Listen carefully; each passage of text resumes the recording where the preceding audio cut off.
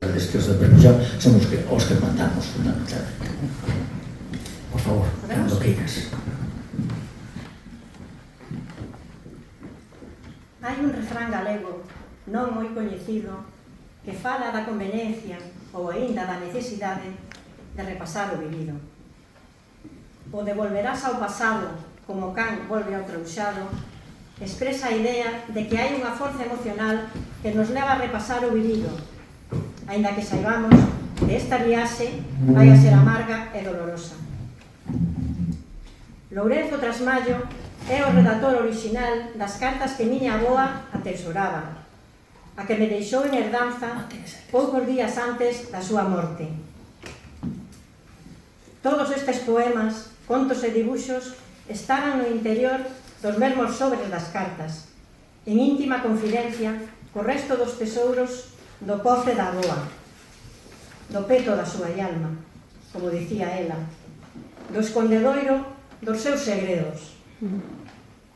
Un día, cando xa sentía que a vida se lle escapaba a cachón, entregoumo como quen se desprende do seu máis prezado ben, facéndome prometer que non o abriría ata a súa morte.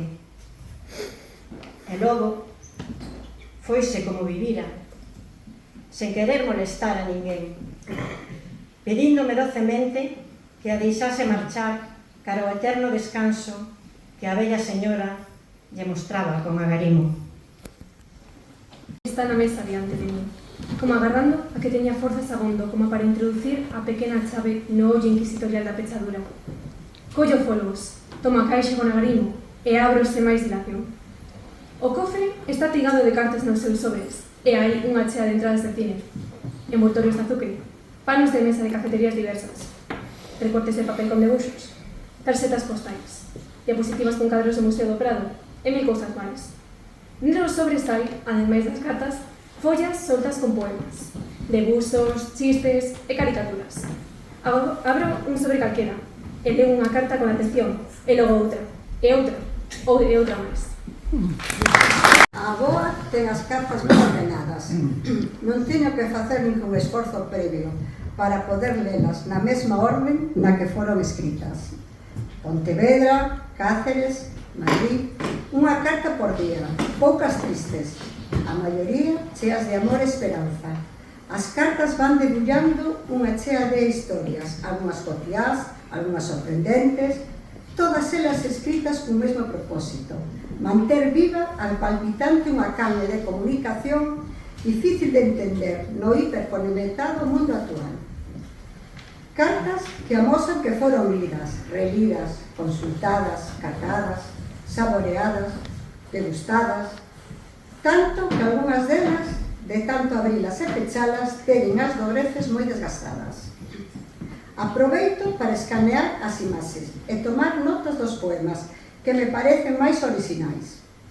Rematada a lectura, tomo a decisión que condicionará unha parte importante da miña vida. Intentar trazar, a través desas cartas, un retrato da miña avoa. Intervinto o menos posible no seu texto, soamente ordenar o relato, normativizar o escrito e referir o que teña verdadeiro interese, será, para eliminar o estrictamente privado. Escrita, chego á conclusión de que necesita un final para a miña historia e que este final non pode ser inventado, que necesito saber que foi Lourenzo despois da súa, non sei se última ou derradeira carta.